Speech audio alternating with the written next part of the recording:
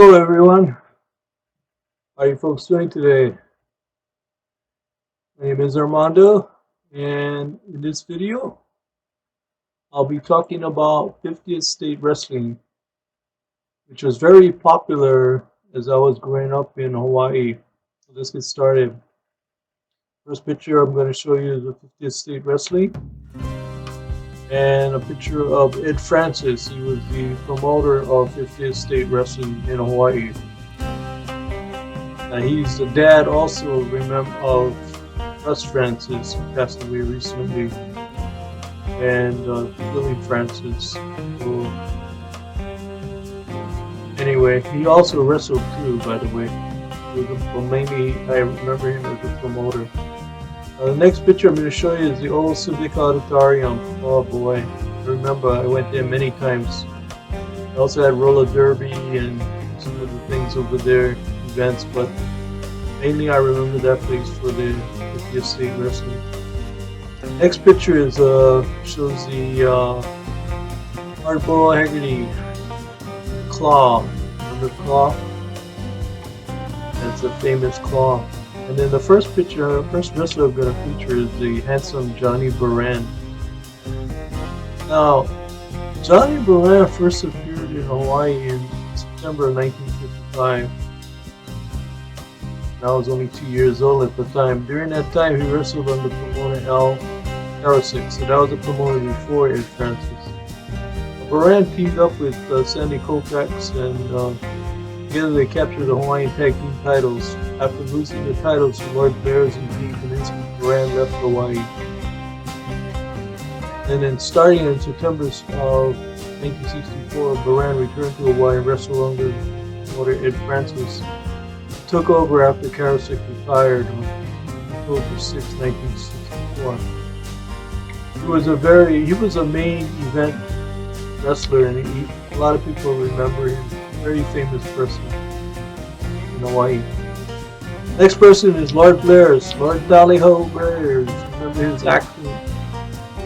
Blair's is responsible for starting and jump-starting the careers of many pro wrestling stars, Prince Joker and the Destroyer.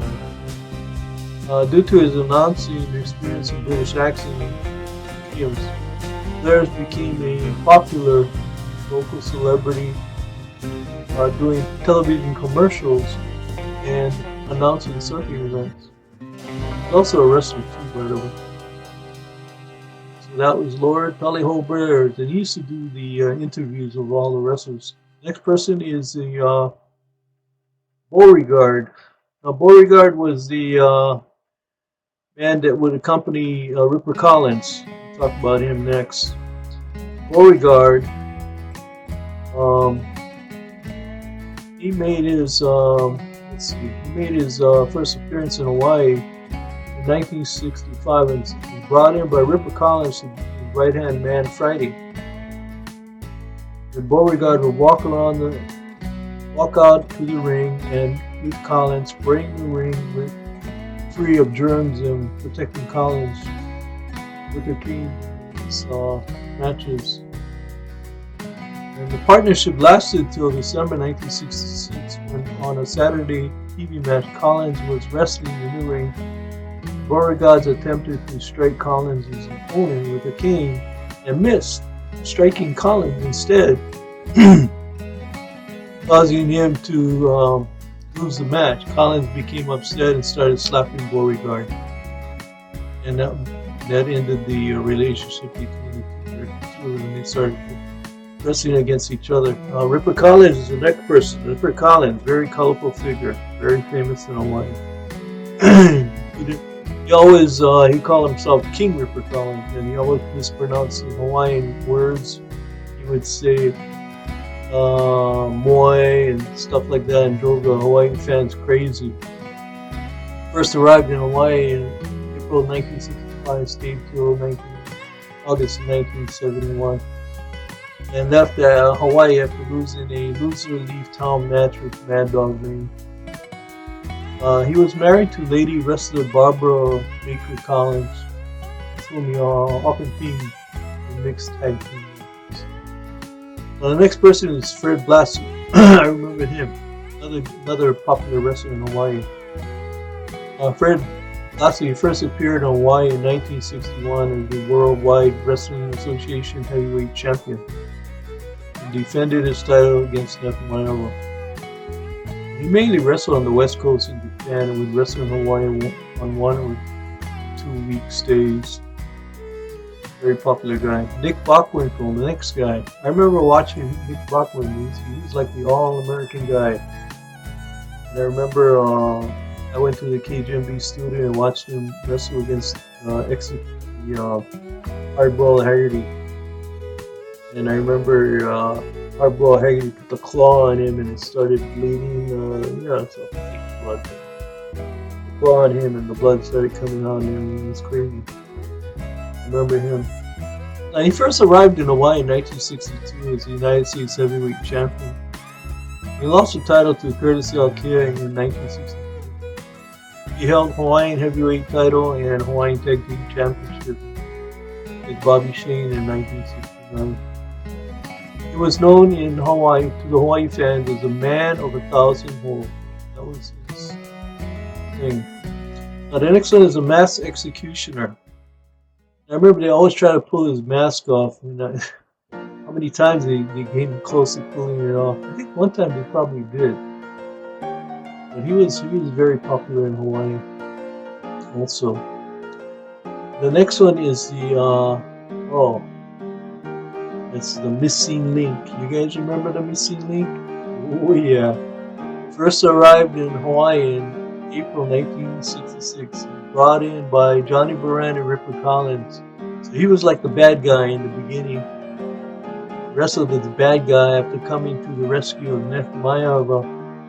Then he split with Baran and Collins. And after that, he was very popular. That was the missing link. Impero, his name. The next guy is Billy Francis. He's the son of promoter Ed Francis. And he got his pro wrestling started in 1969 at the age of 18. While demonstrating high school wrestling moves in KGMB's 50th State Wrestling TV show, Ripper Collins and Friday Allman entered the ring and attacked young Francis. In his first match, Billy teamed with his father Ed and defeated the team of Collins and Friday before a sellout crowd at the HIC on Christmas Day 1969. The next picture is his dad, Ed Francis.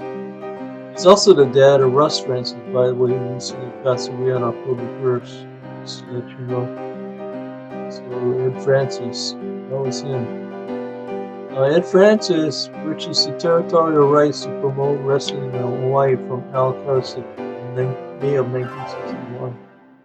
He was a former World Junior Heavyweight Champion. I didn't know that.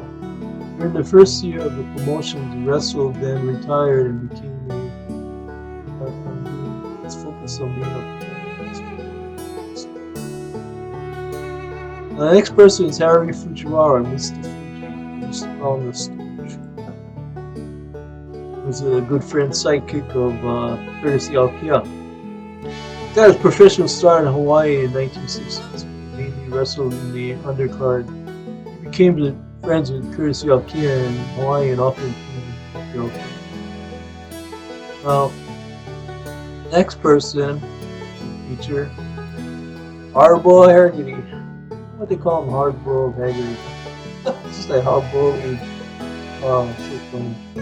Wrestled in Hawaii from 1950s to early 1970s. Haggerty's real name was Ron Stansel. Both Hawaiian and United States titles at the same time during the stay in the islands. I remember him, mainly I remember him with the claw hole. That was what he was very famous for. Next one is Dean Higuchi, local boy.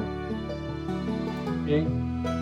Started wrestling in Hawaii in 1961. Dean was famous for his 21-inch arms and his full Nelson finishing hole. He was the former Mr. Hawaii bodybuilder and was the owner of Dean's Gym in Hawaii where wrestlers worked out and trained. And on the mainland, he wrestled under the name.